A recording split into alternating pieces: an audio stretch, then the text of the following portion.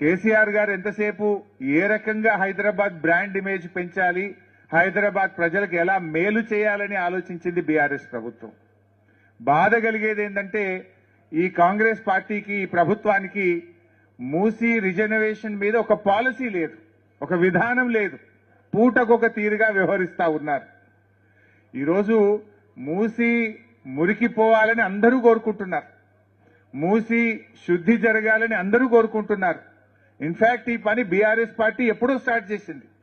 ఆ రోజు బీఆర్ఎస్ అధికారంలో ఉన్నప్పుడే 3,800 కోట్ల రూపాయలతో మేము 38 ఎస్టీపీలు బీఆర్ఎస్ పార్టీ నిర్మించింది. అంటే మూసీలోకి మురికి నీరు రాకుండా 38 ఎస్టీపీలు నిర్మించింది బీఆర్ఎస్ పార్టీ.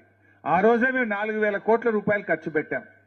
ఆ రోజే కేసీఆర్ గారు కాళేశ్వరం ప్రాజెక్టు నుంచి గోదావరి నీళ్లు తెచ్చి మూసీలో వదలడానికి డిపిఆర్లు తయారు చేశాం, ప్రణాళికలు తయారు చేశాం.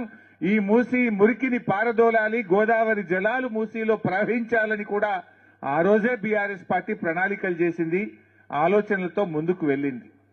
ఈరోజు you continue that. Who is saying no to that? Musi అభివృద్ధి పేరిట రియల్ ఎస్టేట్ వ్యాపారం వద్దు, మూసీ అభివృద్ధి పేరిట పేదల ఇల్లు కూల్చడం వద్దు అంటున్నాం. మేము మూసీ అభివృద్ధి వద్దనడం లేదు. మూసీ యొక్క అభివృద్ధిని బీఆర్ఎస్ఏ స్టార్ట్ చేసింది. We have spent 4,000 crores.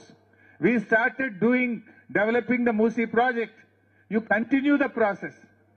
మీరు ఒక్కటి గుర్తు చేస్తా ఉన్నా, అసలు రేవంత్ రెడ్డి ఏం చేసినా దాని వెనుక రియల్ ఎస్టేట్ వ్యాపారం ఉంటుంది.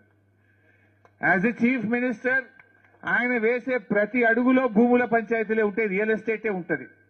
ఒకసారి మీరు గుర్తు తెచ్చుకుంటే 2.5 years of Revanth Reddy rule ఏం చేశాడు చూడండి. హైదరాబాద్ సెంట్రల్ యూనివర్సిటీ భూములు లాక్కుంటాను, దాన్ని వ్యాపారం చేస్తా ప్రయత్నం చేసినాడు, సుప్రీంకోర్టు మొట్టికాయలేసింది. తర్వాత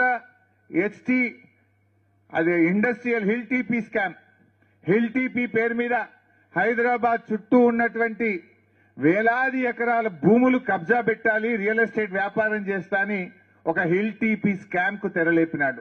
అది భూములే. ఫార్మాసిటీ కట్టాలని కేసీఆర్ గారు 14,000 ఎకరాల భూమి సేకరిస్తే అక్కడ ఫ్యూచర్ సిటీ పేరిట రియల్ ఎస్టేట్ వ్యాపారానికి అక్కడ ప్రారంభం చేసినాడు. ఈరోజు మూసీ సుందరీకరణ పేరిట ఇవన్నీ ఇండ్లు కూల్చి మీ అందరి భూములు లాక్కొని ఇక్కడ మళ్ళా బడా బడా కార్పొరేట్లకు